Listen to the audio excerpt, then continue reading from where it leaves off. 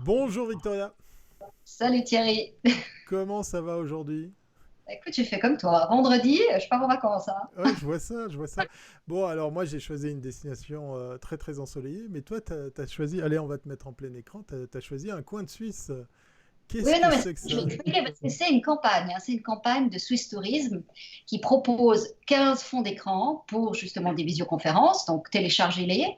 Et puis, ils demandent de faire une photo lorsqu'on est en train de, justement, en conférence en la mienne de leur fond d'écran. On l'envoie et on peut gagner. Il y a quatre, tu sais, ce grand tour, c'est des voyages en Suisse. On peut gagner un de ces quatre voyages. Voilà, je voulais dire. Et puis, c'est une manière aussi de soutenir. Ben, Oui, faites des vacances en Suisse. oui. Donc voilà. Donc tous les vendredis, je mettrai un autre fond. Voilà. Ça c'est très beau, hein. Je suis au bord des quatre cantons. Je le mets Tu l'as- encore un petit coup. Ouais, effectivement, bord des quatre cantons qu'on reconnaît, effectivement. On donnera un petit message et des conseils à Switzerland Tourisme, My Switzerland, de nous faire des images 16 neuvième, parce que c'est dommage. On voit que c'est du fait, qu'il y a une bande blanche en haut et en bas. Mais c'est une Exact. bonne idée. Moi, pour le coup, c'est un vrai décor que j'ai derrière moi, puisque je suis vraiment au bord de ma plage privée. Comme je vous l'ai dit, tous les vendredis, c'est comme ça. Vous nous avez manqué, on n'a pas fait de live hier, hein, c'était une petite pause. Et il y aura de nouveau une pause puisqu'on est au mois de mai, il y a plein de jours fériés. Et donc lundi, pas de live, on se retrouvera mardi. Ah, lundi c'est juin. Attention, hein. C'est Oui, le en 2. plus, en plus, voilà. Ouais, je dis le mois de mai, mais il s'étale un petit peu. Alors, on parle de My Switzerland, mais on va aussi parler du meilleur de la pub, hein. On vous le rappellera dans toutes les émissions, dans tous les Coming Mag Live. Vous avez jusqu'au 7 août, agence de pub, agence de communication, vous, les talents de Suisse romande, ben, sortez du bois puisque le meilleur de la pub, cinquième édition, aura bien lieu cet automne. Et vous avez donc effectivement pratiquement tout cet été pour sortir vos plus beaux projets. On se réjouit par avance de vous accueillir eh bien, cet automne prochain. On pourra se faire des bises, serrer la main. Mais en tout cas, on pourra faire la fête puisque on n'arrête pas de rencontrer des agences qui fêtent leur anniversaire cette année. Donc voilà, il y aura des choses. Ouais. Victoria, on va arrêter de parler de nous, on va parler de notre invité. Tu as fait encore une jolie pirouette puisqu'effectivement, tu accueilles à nouveau une femme. Attends, il y a plein de femmes dans le business, il n'y a pas de raison qu'on ne les mette pas en avant. Et puis, on continue notre tour des agences. Et puis, enfin, avant-hier, c'était une agence de web et de mobile. Et aujourd'hui, c'est une agence de graphic design. Et j'ai vraiment le plaisir de recevoir Lisa Parenti de Parenti Design. Bonjour Lisa. Bonjour Victoria. Voilà. Toi, tu es à Bonjour Genève. Lisa, Voilà. Ça nous fait très Bonjour plaisir. Thierry. Voilà. bienvenue à bord. Alors, Merci. Lisa, démarrons comme on démarre à tous ces lives. Bah, comment se sont passées ces dernières semaines pour l'agence Parenti Design? Raconte-nous. Alors, je pense que c'est passé un peu comme pour tout le monde. On a dû se réorganiser, on a dû se mettre sur un autre processus de travail. Mais globalement, je pense que c'était plutôt une bonne expérience pour différentes raisons. La première, c'est que ça nous a challengé de travailler d'une manière différente. Deuxièmement, on s'est rendu compte qu'on était quand même pas mal équipés, donc on n'a pas eu de problèmes de serveur ou de problèmes techniques et tout ce genre de situation qu'on aurait pu avoir si on n'était pas déjà organisé de cette manière. Et puis, on s'est rendu compte aussi que en travaillant à distance, on a un autre concept du temps et ça nous a permis aussi de faire autre chose. Donc, je vous en parlerai plus tard. Mais globalement, c'était plutôt une expérience que dans le malheur de l'expérience, c'était pas un drame. Voilà. Et donc, tous les mandats que vous aviez ont continué. Je veux dire, il n'y a pas eu peut-être après, tu nous parleras exactement de comment vous travaillez. Il n'y a pas eu de campagne ou d'opération ou de même de stratégies qui se sont arrêtées. Vous avez pu travailler tranquillement pendant ces 6 semaines. Alors, je ne sais pas si tranquillement c'est le bon mot, mais donc nous, on fait essentiellement du branding. Ça veut dire que quand on travaille, c'est des projets à longue haleine. Et ça nous a... on était bien occupés parce qu'on était au milieu de plusieurs projets. Donc, c'était une question de faire les choses dans les délais et d'avancer, chose qu'on a pu faire. Donc, et puis aussi, on peu de chance parce que nos clients n'étaient pas dans une situation où ils ont dû fermer, où ils ont dû arrêter tout business, ou qu'ils avaient des soucis de ce style. Donc, là, c'est aussi un peu une question on a eu la chance qu'on est tombé sur des clients qui étaient un peu comme nous, qui s'adaptaient à la situation, mais qu'en fait, ils sont allés de l'avant. J'ai peut-être l'exception d'un client qui est dans l'aviation privée. Donc, lui, évidemment, il a beaucoup souffert de la situation, comme toutes les compagnies aériennes. Mais en fait, dans le mauvais, on a pu passer pas mal de temps pour réfléchir à des choses que peut-être on n'aurait pas fait s'il n'y avait pas eu cette situation. Et donc, ce qui a changé, c'était toute la partie relationnelle avec les clients. Les clients, ils se sont trouvés dans une situation où ils sentaient le besoin d'être accompagnés, d'être écoutés et aussi d'échanger parce que pour une fois, ils avaient du temps à disposition. Et donc, des chefs d'entreprise avec qui je ne parlerai pas nécessairement tous les jours, je me suis retrouvée des fois à parler tous les jours pour trouver une manière de solutionner leur situation. Donc, dans le cas de figure, par exemple, de cette société d'aviation privée, on avait discuté de voir comment on pouvait aider peut-être à amener des produits, des médicaments d'un pays à un autre ou de voir comment soutenir cette situation d'un point de vue médical ou humanitaire. Et donc, on a un peu cherché au début, on n'a pas trouvé. Et puis, il y a eu l'occasion avec des enfants en Russie qui avaient besoin d'aller se soigner les yeux au CHUV. Et puis, un de ses clients, il était d'accord de donner son avion. Lui, il a mis tout le service. Et puis, l'ambassade suisse a fait tout le travail avec l'ambassade russe. Et puis, ils ont pu amener des enfants au CHUV grâce à cette opération. Donc, là, ils ont pu communiquer un petit peu. Disons, ce n'est pas eux qui ont communiqué, mais c'était la télé, la radio, les journaux qui ont communiqué là-dessus. Comme quoi, il y a des choses aussi qui sont positives dans l'aviation privée, qui n'est pas toujours vue de bon oeil. Donc ça, c'était ce style de choses qui nous a, voilà, avec qui on a coopéré. On n'a pas fait un travail de design là-dessus, mais c'était un travail d'accompagnement et de stratégie. Et donc ça nous est arrivé aussi avec d'autres clients. Je fais juste un deuxième exemple parce qu'on est dans tout un autre domaine, dans le domaine public, dans une société qui est dans l'électricité, dans la fourniture d'électricité sur la côte. Eux, en ce moment, ils ont dû fermer carrément, mais ils ont un positionnement de proximité avec les communes voisinantes et on leur a suggéré, donc on a fait tout un travail entre guillemets proactif, de lui faire tout un kit de communication, de trouver une association qui soutient les petits commerces et les artisans, et qu'en fait, eux, ils ont déjà un historique de faire des dons en fin d'année pour des associations caritatives. Et puis, on leur a conseillé d'utiliser cette même formule, mais de l'anticiper à cette période. Et au lieu de faire pour une association caritative, mais de faire pour une association de petits commerces. Donc ça leur a donné l'opportunité de renforcer ce lien de proximité avec leur clientèle et de pouvoir aussi communiquer là-dessus. Donc voilà, on a dû repenser la façon de créer des liens entre nous et nos clients, mais avec aussi nos clients et leurs clients. Voilà. Et comme tu me disais, donc c'est pour ça que j'avais utilisé l'adjectif tranquillement. C'est simplement, vous aviez eu un peu plus de temps pour réfléchir. Et donc, en réfléchissant à apporter des solutions de communication, je dirais, un peu plus éthiques pour vos clients, ou disons, plus circonstanciées, vous en êtes arrivé aussi à développer un projet qui te tient à cœur. Alors, je pense que c'est important et c'est aussi une des raisons pour lesquelles je trouvais que c'était important qu'aujourd'hui tu puisses en parler. Et puis, bah voilà, je te laisse parler, puis on verra après. Quelle est ta demande par rapport au marché? Vas-y. Alors, je vais commencer par le fait que cette période de Covid nous a tous obligés de rester chez nous et ça a dégagé du temps pour faire autre chose. Donc, tout le temps qu'on passe à courir d'un rendez-vous à un autre, même juste aller au bureau et revenir, etc., ça nous a dégagé du temps. Et ce temps, en fait, chacun de nous l'a utilisé d'une manière différente. Donc, j'ai certains de mes collaborateurs qui l'ont utilisé pour une formation, qui l'ont utilisé pour un projet personnel, qui l'ont utilisé pour être plus avec leurs enfants. Disons, c'est pas que du professionnel, ils l'ont fait aussi d'un point de vue vraiment ce qu'ils avaient envie de faire.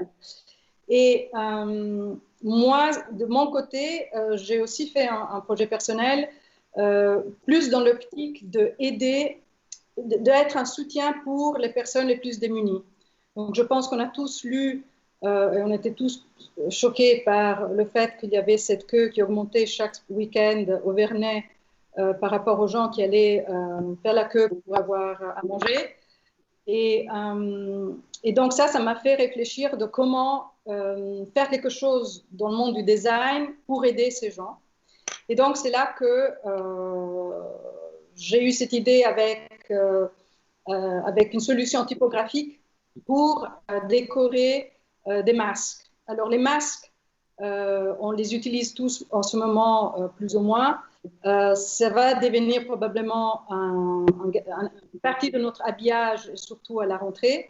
Et puis, ce que j'ai voulu faire, c'est créer des masques sous lesquels on met un message. Et ce message, c'est un message qui peut être... oh là là, c'est tous des exemples en anglais, mais il y en a en français aussi. Mais l'idée, voilà, ça c'est bien. Mais l'idée, c'est de mettre un message qui a un petit peu d'humour ou qui est personnalisé et que quand on achète ce masque, en fait, on achète un masque, un qui est produit en Suisse, deux qui est recyclable parce qu'on peut le laver, on peut l'utiliser entre 50 et 100 fois. Et puis, je suis en train de mettre en route une espèce de shop sur le site, de manière qu'on puisse le vendre pour pouvoir faire un bénéfice qu'on aimerait donner à une association qui s'occupe justement de distribuer l'alimentation à ceux qui n'ont pas. Donc, j'aimerais que ce soit un projet, donc ça, je vous le donne un peu en avant-première. Oui, c'est un projet qui est en cours, qui est fait par, j'ai la prétention de m'appeler une carougeoise, par des Genevois ou par des Suisses, pour aider des Suisses. Et là, en ce moment, donc, moi, je suis en train de faire le design. J'ai ma voisine de palier qui s'appelle Sophie Ruchti et qui a une société d'objets publicitaires et qui s'occuperait à titre personnel de toute la logistique. Donc, nous, on mettrait notre travail d'une manière bénévole. Et puis, on est en train de chercher, d'ailleurs, j'en profite pour faire de la pub, faire une appel d'offres pour des personnes qui peuvent produire ces masques en tissu recyclable pour la production. Et donc, l'idée, c'est de vendre ces masques un peu plus cher, payer les coûts de production et tout ce qui reste, ce bénéfice, il irait pour cette association. Donc, voilà. Donc, ça, c'est quelque chose qui, parce que j'avais un peu plus de temps, parce que je pense qu'on est dans une période plutôt de soutien, de compréhension, de collaboration. J'avais envie de faire quelque chose avoir un reason why. Et voilà, donc ça, c'est le projet qu'on est en cours et puis à voir. Donc, je pense que chacun de nous doit d'une manière ou d'une autre contribuer à cette situation. Et puis aussi un autre projet personnel que j'ai fait dans cette période, c'est j'ai accepté un poste sur le conseil d'administration d'un conseil de fondation pour une fondation qui s'occupe des enfants qui ont ou même des adultes qui ont des problèmes, un handicap mental.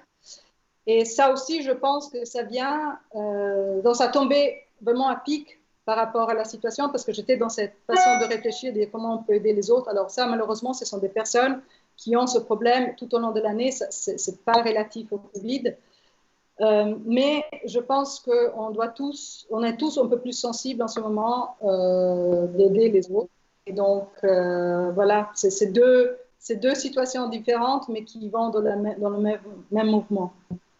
Thierry? Alors justement, on parle d'aide, la perche est lancée. Comin Mag Live a vu le jour pour justement aider les agences à gagner en visibilité, à se serrer les coudes, à faire connaissance, parce qu'effectivement, on reçoit beaucoup de messages d'agences qui nous disent « Ah tiens, c'est sympa, celle-ci, je ne la connaissais pas, cette agence, ce qu'elle fait, les clients qu'elle possède. » C'est d'ailleurs ce qui m'amène à la question, Lisa, occasion pour nous de peut-être un peu plus mieux faire connaissance avec ton agence. Si en quelques mots, tu pouvais prendre cette occasion qui t'est donnée de nous la présenter à nouveau, puisqu'effectivement, c'est une agence qui mérite aussi d'être visible à bord de Comin Mag Live.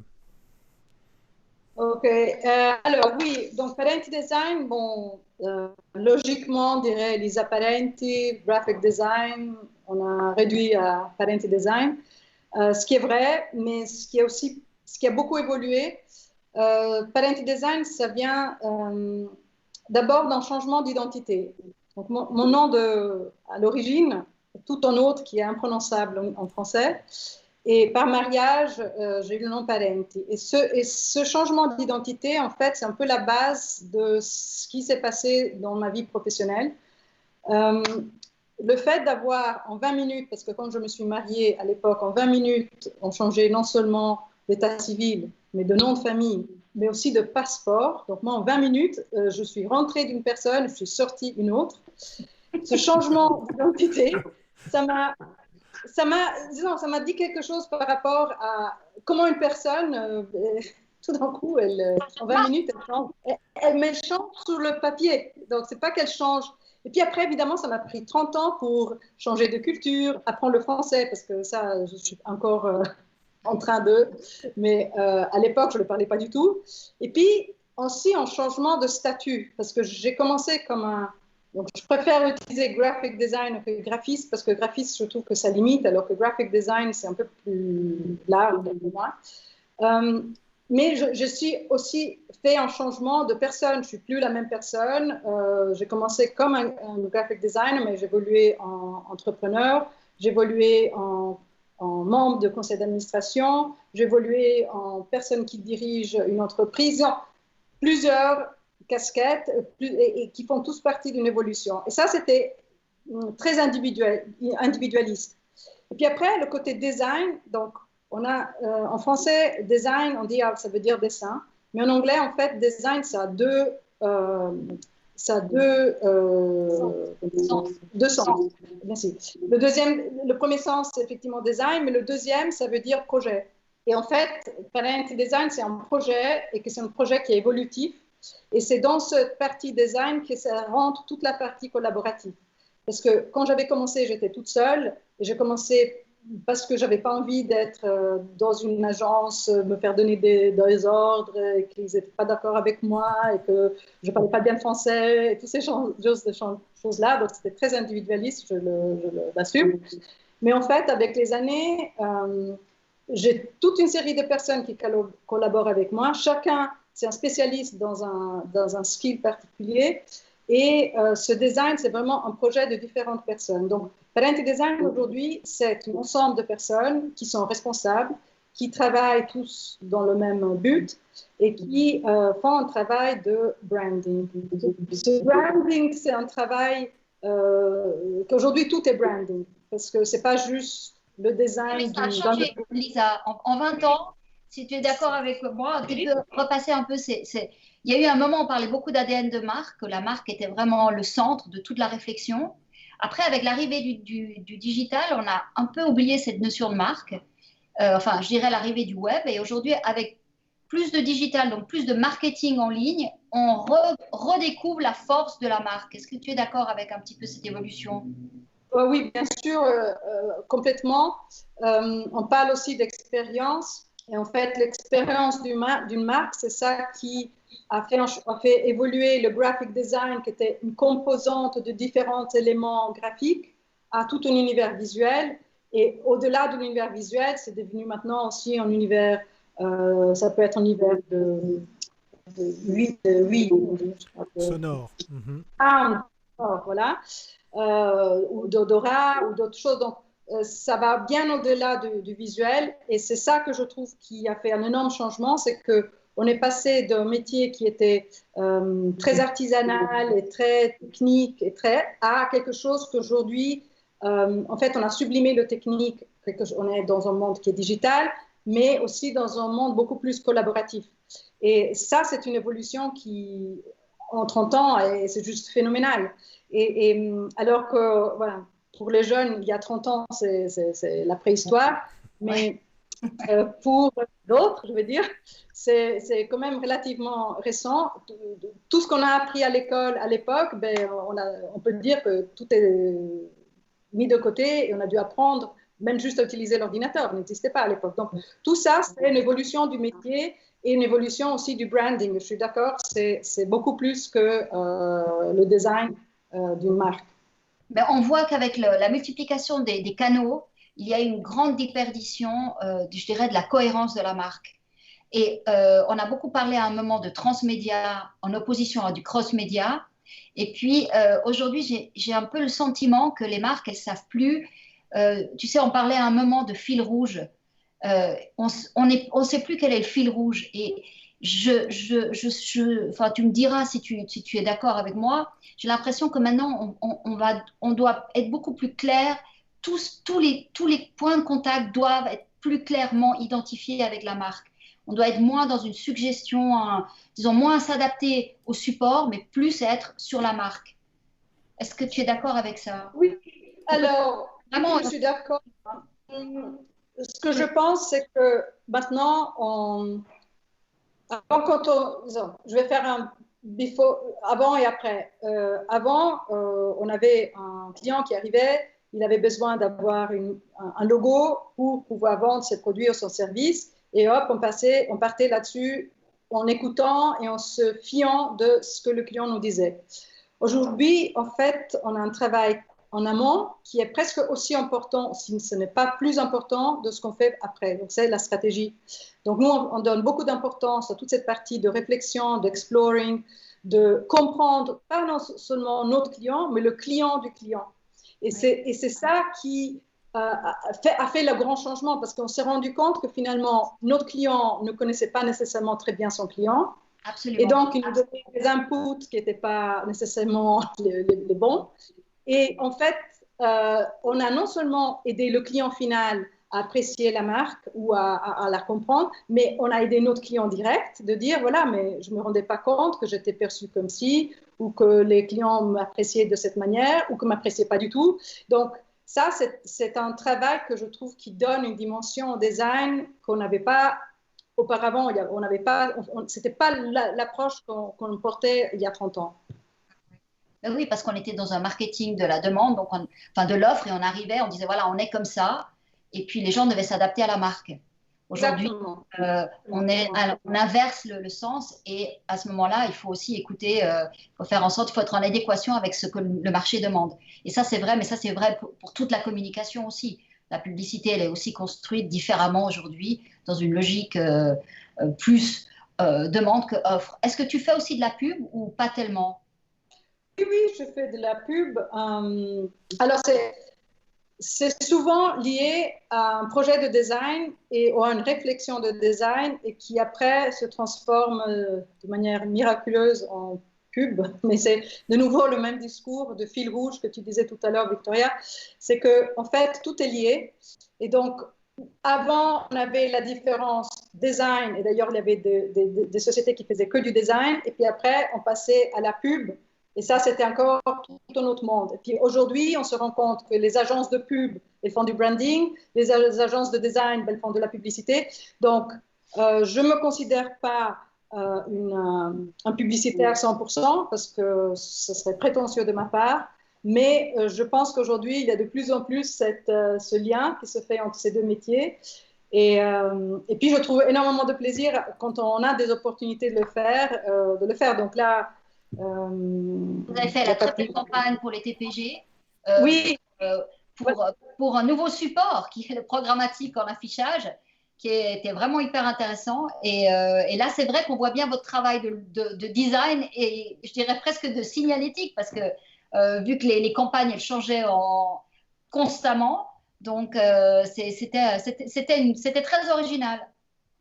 Ce qui était intéressant, c'était aussi la façon de réfléchir du client, de comment il a mis sur place ce projet. Ils ont fait un appel d'offres à différentes agences, mais ces agences, elles étaient toutes des agences plutôt côté branding et moins côté publicitaire. Et ce qui m'a étonnée au départ, je me dis, mais pourquoi ils viennent chez moi pour faire une campagne de pub? Parce que finalement, normalement, comme je disais tout à l'heure, c'est une conséquence. Et en fait, là, j'ai dit, bon, ok, je vais participer parce qu'ils m'invitent et parce qu'on ne sait jamais. Et ce n'était pas la première fois que je gagnais pour les TPG. Je ne sais pas si tu te souviens, Victoria, quand on s'est connus la toute première fois. C'était il y a 20 ans. Il y a 20 ans et c'était toujours pour les TPG et c'était toujours une campagne de pub. Bon, anyway, c'est comme ça. Ce qu'on s'est rendu compte, qu'ils nous ont donné une quantité d'informations, mais j'exagère pas, ou comme ça. Et puis, je ne me souviens plus, mais c'était style 2 semaines pour créer un concept. Et donc, on a lu toutes ces informations et en fait, je pense notre avantage, c'était qu'on a l'habitude de faire ce travail de réflexion, de stratégie, d'exploring, de tout ça. Toutes ces informations nous ont servi pour en fait trouver une idée. Finalement, c'est pas une communication B2C, mais c'est une communication C2C. Donc c'est un client qui doit convaincre un autre client, donc un usager de transport public qui va convaincre un usager automobile. Et après, évidemment, la manière comme on l'a faite, c'est une manière qui comme ça. C'était un peu le message que tu vas envoyer sur ton téléphone à quelqu'un que tu connais. C'était très malin. C'est une façon sympa de dire quelque chose qui n'est pas seulement sympa. Donc, c'est tout le challenge était là. Et on s'est beaucoup amusé avec cette campagne parce qu'elle a eu beaucoup d'autres interventions qui n'étaient pas prévues au départ. Maintenant, ce qui est malheureux, c'est qu'entre le fait que ça tombait au milieu des gilets jaunes, et puis après, il y a eu le Covid, et puis après, maintenant, personne ne prend les transports publics. Là, on est un peu triste parce qu'on ne voit pas la suite.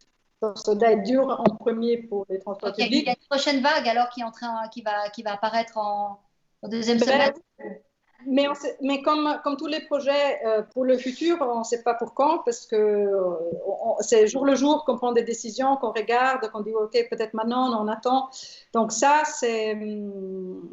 Oui, le but, c'est que... Pour le deuxième semestre, tu sens comment? Certains nous disent qu'ils craignent plus le deuxième semestre que la période Covid. Est-ce que c'est aussi quelque chose... Est-ce que tu as déjà des contacts, des idées sur est-ce que tes clients vont plus communiquer, moins communiquer? On a fait toute cette opération avec Communication Suisse.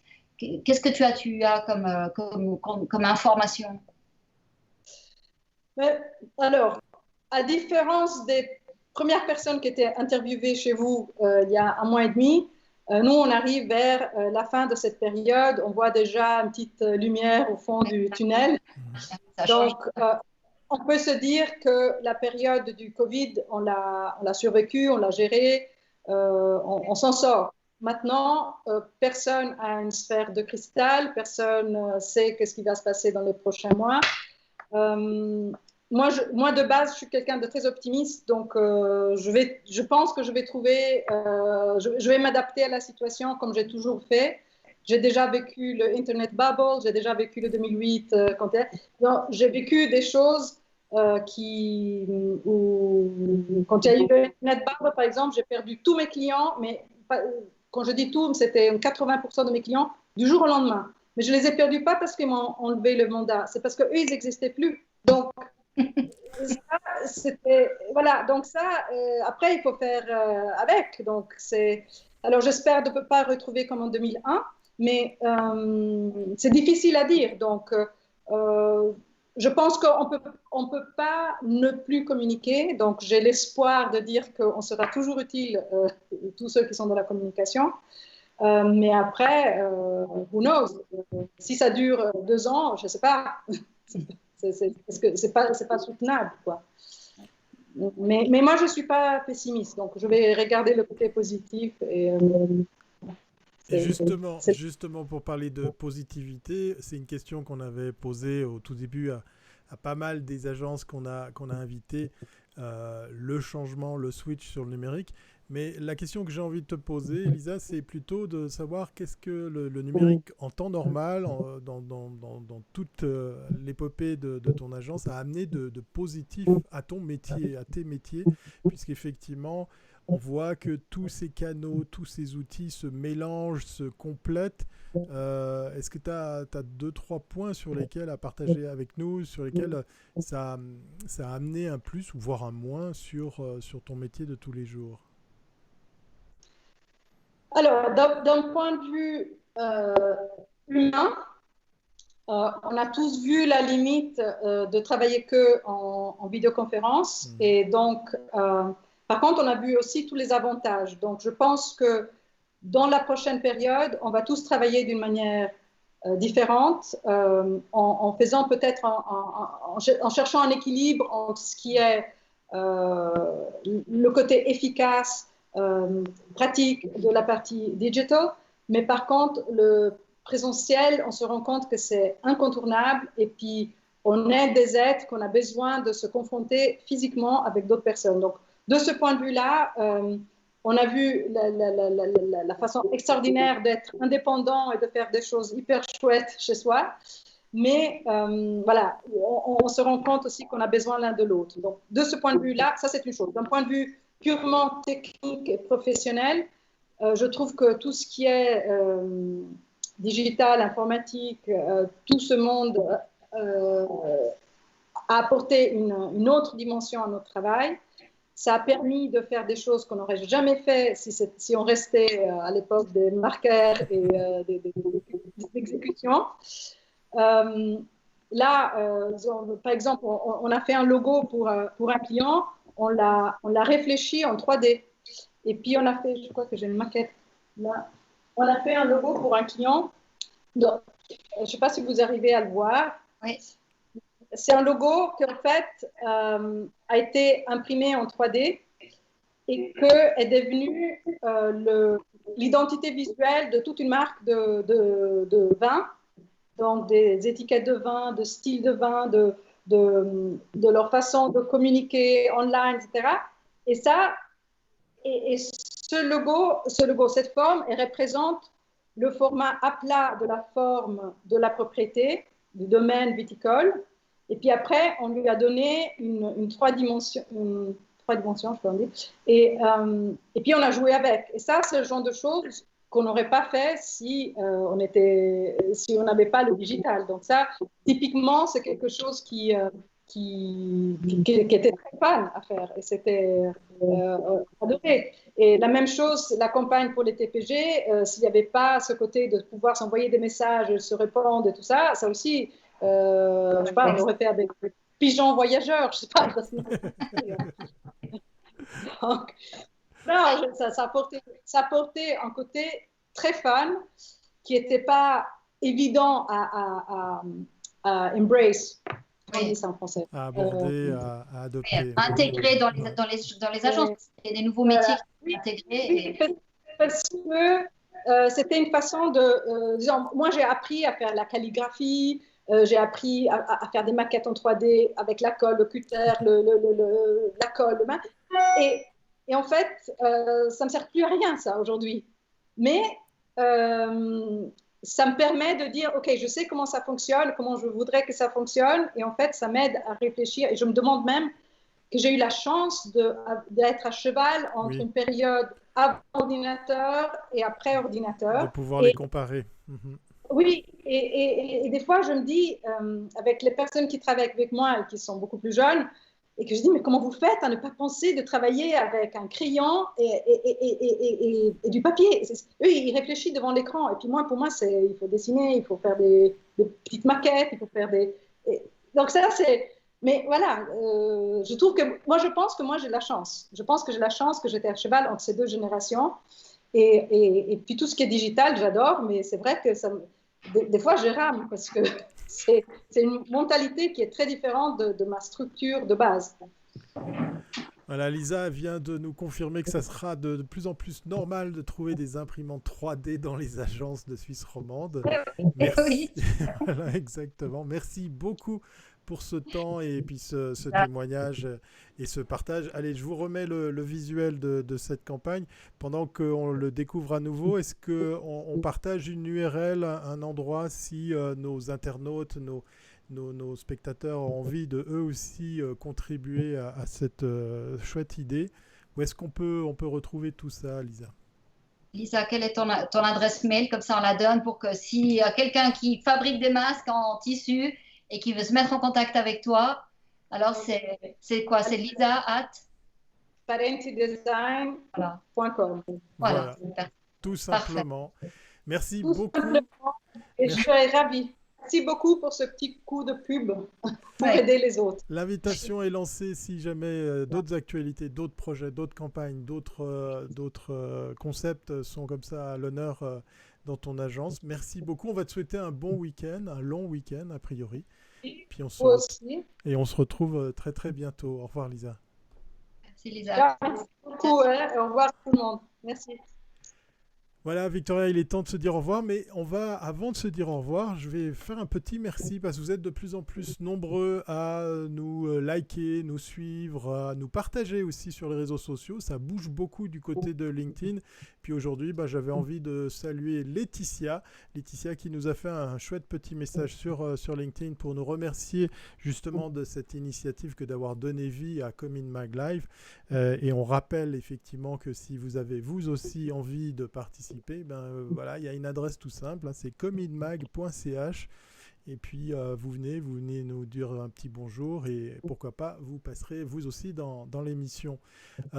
Victoria, ton fond d'écran là a généré des réactions. Alors on va lancer une question sur laquelle on va pas répondre tout de suite, mais est-ce que vous allez vous aussi passer vos vacances en Suisse? Revenez-nous sur les réseaux sociaux avec vos réponses, ça nous ferait plaisir de savoir où est-ce que vous allez profiter justement de ce temps libre qui arrive bientôt. Je crois que ça s'appelle l'été. Voilà, c'est des fins interminables hein, sur Come in Mag. Allez, un petit coup de pub de nouveau. Le meilleur de la pub, c'est jusqu'au 7 août pour sortir vos inscriptions et participer au prochain meilleur de la pub. Ça nous ferait plaisir effectivement de vous donner cette visibilité parce que ça sera pour l'automne prochain, pour la 5e édition du meilleur de la pub. Voilà, il est temps de se dire au revoir, Victoria. Ça y est, cette fois-ci, c'est la bonne. Je vais me jeter dans le lac là. Voilà, alors très bon week-end et puis on se retrouve à mardi parce que lundi, je rappelle que c'est Pentecôte. Voilà, donc ne vous faites pas avoir par le visuel mensonger qui va clore ce live. Et d'ici là, on vous dit portez-vous bien. Allez, à très bientôt. Et merci pour tous les messages. Merci. Merci, ciao ciao. Ciao, ciao.